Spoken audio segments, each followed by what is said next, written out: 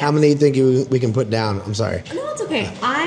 For reference, I could probably eat like 8 plates if I feel really, really hungry. And what's your current weight? It was at this moment that he knew. He f***ed up.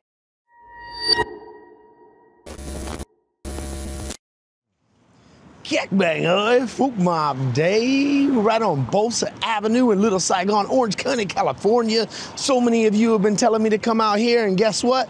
Well, I'm finally here, but I can't do this by myself because I'm not a local. I don't know which spots to go.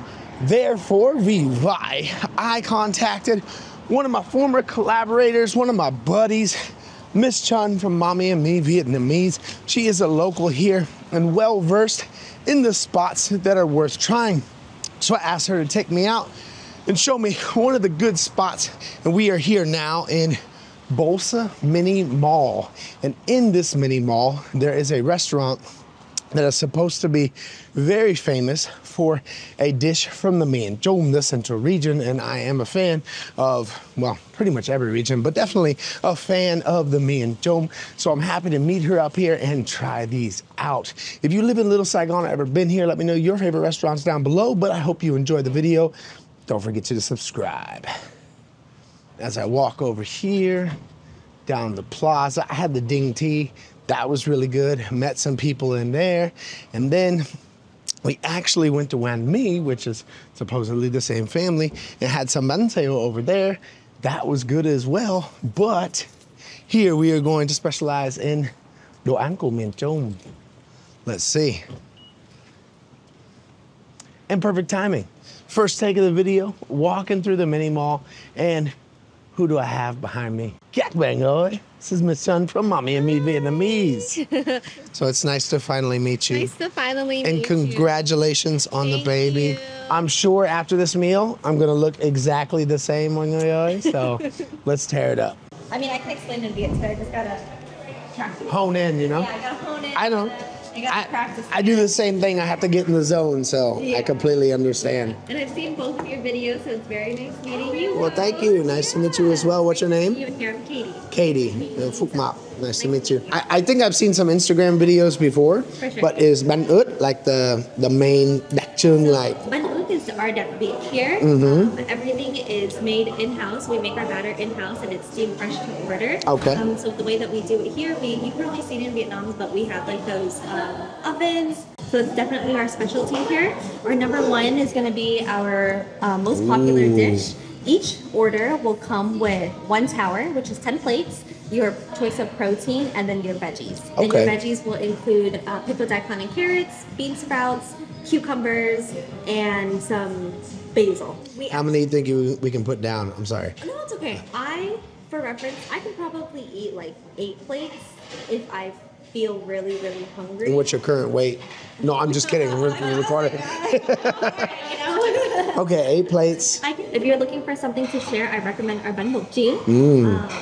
I'm pretty sure you both know where that is. Oh, That's yes. one of my favorite dishes here, and I feel like a lot of places in the area like don't have that to like sit in and dine in and eat. Bột chiên is good. Well, there's the bánh hỏi too, which is good. I do love bánh hỏi. Yeah, so maybe we can do bánh hỏi Hawaii, and then maybe for the bánh ướt, you can choose heo nướng or gà nướng. Do you like chicken? I like both, but I prefer heo quay, so let's do gà nướng for the bánh ướt. Let's do bánh hỏi. Heo quay rất là lâu rồi không ăn bánh hỏi. And the spider web noodle. Yeah. And then you think we can put down a bột chiên as well? Yeah, let's do it. Okay, let's go bột chiên as well.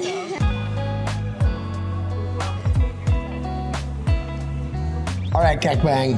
I knew we were going to eat, but I didn't know we were going to eat like this. I'm very happy to introduce my guest today. Sophie, can you introduce yourself for the Kenya? Hello, xin chào quý vị. My name is Sophie, and I'm from Mommy and Me Vietnamese. And What do you do with Mommy and Me Vietnamese? so what we do is we have a YouTube learning channel, and we help kids learn Vietnamese.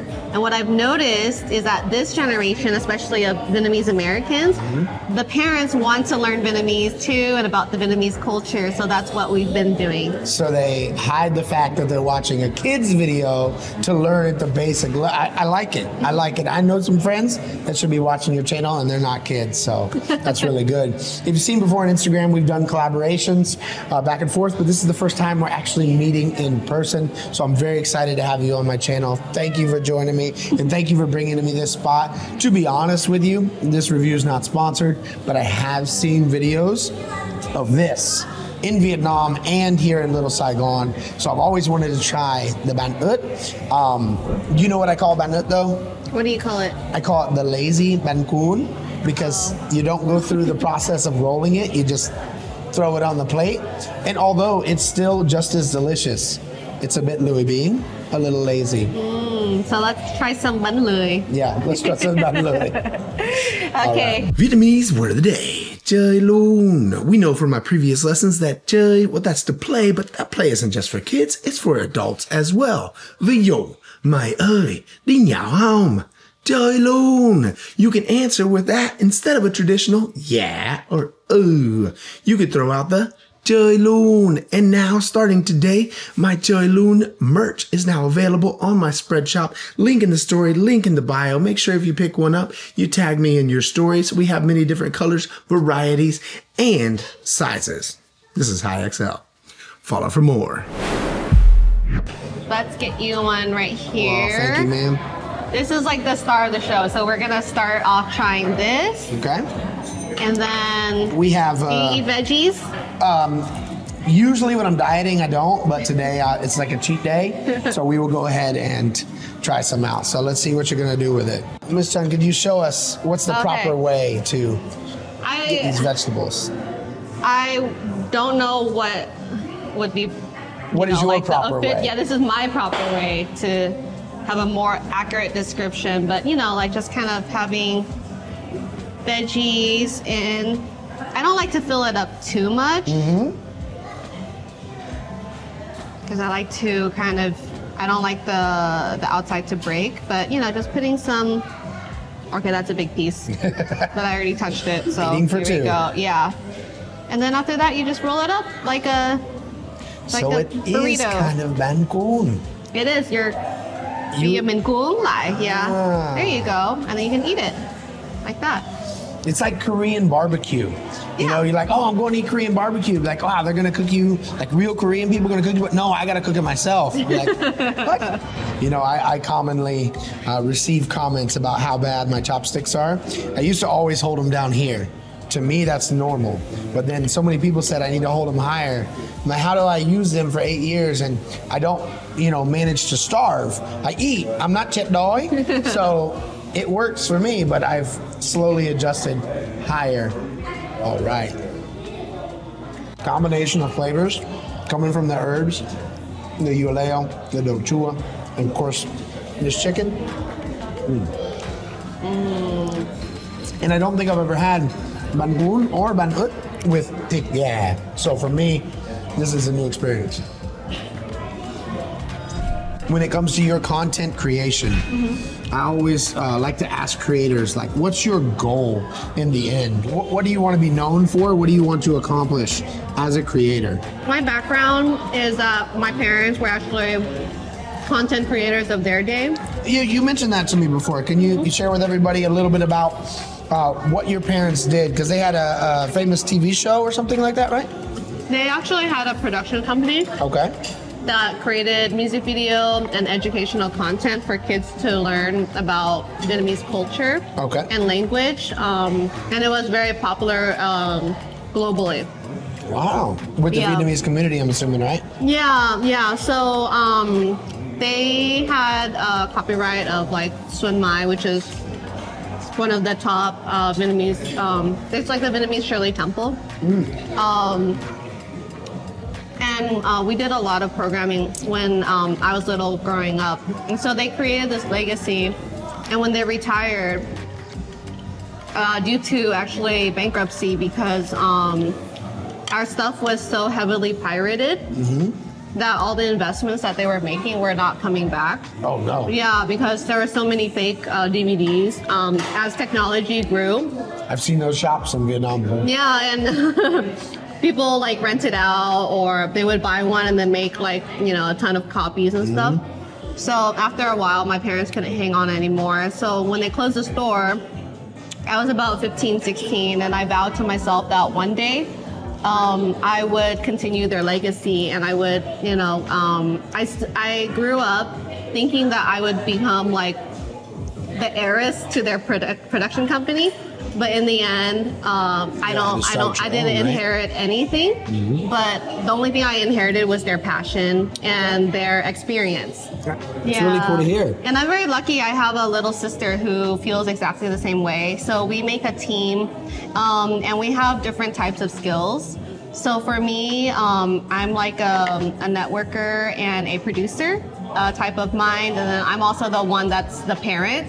So I have like a lot of insight on parenting and, you know, teaching babies and kids. And also we've had a lot of experience working with kids from the productions. Okay. So ever since we were kids ourselves, we were working with other kids. And I don't know if you know, but working with kids as like for production is like the most difficult thing. Oh, I can only imagine. Because there's no amount of money that you can pay them to like make them do what you want them to do. Exactly. It's just based on like their pure, like whatever they want to do. It's cool to see, because I know a lot of ladies who will credit Miss Rachel for teaching their kids the alphabet and other things as well. And then there are so many people in America, Vietnamese in America, who tell me that they wish they would have learned Vietnamese as a kid, but they chose not to. They told their parents they don't need to learn it in America, and now they regret that. So having an outlet for them and other generations to provide their kids with Vietnamese learning in a fun, safe, and not overstimulating environment such as your channel, it's awesome. So that's why I've always enjoyed collaborating with you, because, you know, we're different levels of it, where I'm more like a PG-13 Vietnamese and you're more of the rated G level. So so on that note, let's try some of these other dishes. I see we have some bo chiên here. I do like how this bo chiên is more egg than bo, because, you know, I always look at it as like a fatty late night snack, but this looks fairly healthy. And eggs are expensive nowadays, so this is like a very bougie bo chiên right here. That's what I heard.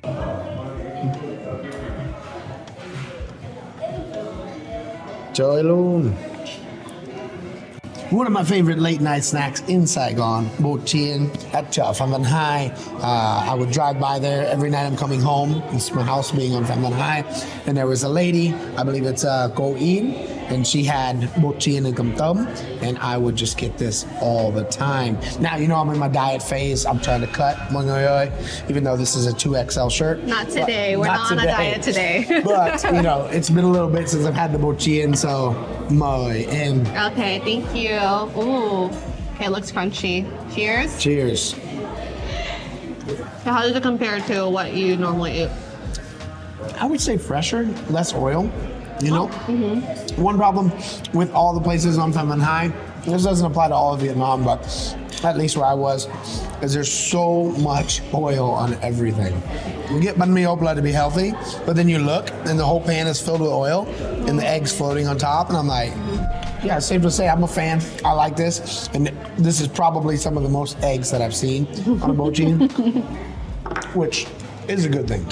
It's definitely a good thing. I've been craving eggs, but when I go to the grocery store, it's like $10. I'm like, maybe I'll wait. Is that choline as important as I think it is? That was one thing, is I was like pushing eggs on my wife when she was pregnant, because I read in my baby books.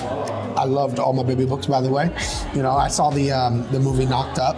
You didn't even read the baby books. Why didn't you read the baby books? And she kept encouraging him to read the baby books. Yeah. So I was like, all right, well, my wife gets pregnant, I'm gonna read all the baby books. And a big thing they pushed was the eggs and the choline, you know? Helps the baby develop and everything, so I would always try to get her to eat eggs. Let me give you a fair warning about that. One of my first viral videos, 2019, I had a pet chicken in Vietnam. Oh, really? It was stolen and eaten. No. By my own sister-in-law. Yes, true story. So, I'm very reserved when it comes to having chickens and ducks, because I had a duck too.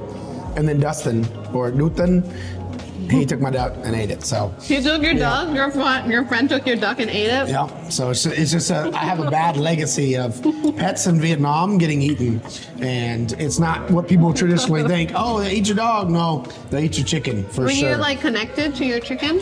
You know what? We spent one day together, and we went around, and I have a very sad outro to the video of the time that we spent together. And yes, it was very sad. Oh, I'm sorry for your It's loss. okay. Vietnam mourned with me. In fact, a lot of people changed their profile picture to me and the chicken when that happened. And people still ask me this day on the street, "That now, where's Bed at? Where's your chicken?" Oh. Sensitive topic. Very. We might have saved the best for last. This is bánh hỏi. Now, with bánh hỏi, I call it the spider web noodles. Do you have any experience with this dish? Do I have experience? Yes, I know it well. Okay, well, she knows it well, mọi người ơi. I love it. I especially like these noodles because I don't know why, but I feel like they soak up more nước mắm. They do, in my Yeah. opinion as well. Yeah, so let's dig in. Yes, mời. So they had a place called An Ba on Lemon Sea. Yeah, it's still there. And this was the first place I had bánh hỏi. And I was like, what happened to the noodles? Why are they all netted together? What is this? So first thoughts, bánh hỏi, how do you feel? It's good, especially the hell way. It's like so crunchy, especially since we've been talking for a long time. And it's still crunchy. Yes, look at that one. This is very crunchy heo way. And I like how it's so organized, where you just take a sheet of the bánh hỏi, you pick up the heo way, you can get the vegetables if you want, you mix it in your little sauce here, and then I'm cheating, so I'm putting it in my my bun noodle too. So I can eat all of it at once. oh my goodness, that's a great idea. The baby speaking to me. Here we have the nước mắm, but we have the chives, and she said the chive oil. It has some tỏi, some garlic, and it looks like the nut in there as well. I'm really a fan of how they do this. That adds a lot of good flavor. A lot of good flavor to the dish overall. So we get the bánh hỏi here. We have some heo way. Put that on here. And of course, you want to get some yeah and little chua, pickled vegetables. Try to get that all on there. Dip it in this amazing sauce. Yummy. As Very good as good. Vietnam. Might be better. This sauce, put in the garlic in there, just, I don't know if it's that or the heo way, because this crisp on the heo way, it's something else. Now, no wasted opportunities. We should do a Vietnamese word of the day too. Vietnamese word of the day. Bộ chiên. Thank you again for bringing me here. And thank you again for providing educational Vietnamese material for the younger generation, because parents ask me all the time, like, can my kids learn Vietnamese with you? I'm like, I don't think you want them to learn all of their Vietnamese with me. So some PG-13 things on there. But regardless, make sure you follow her, Mommy and Me Vietnamese. Support what she's doing, because she's doing some great work for the Vietnamese youth in today's world. And make sure you subscribe to Phuc Ma Vlog. Hopefully next time on OC, we'll check out some more delicious places. Yeah, thank you so much for having me, and thanks course. for paying for the meal. Yes. Oh, wait, what? I thought you would. I'm out of I'm here. just kidding. I invited you.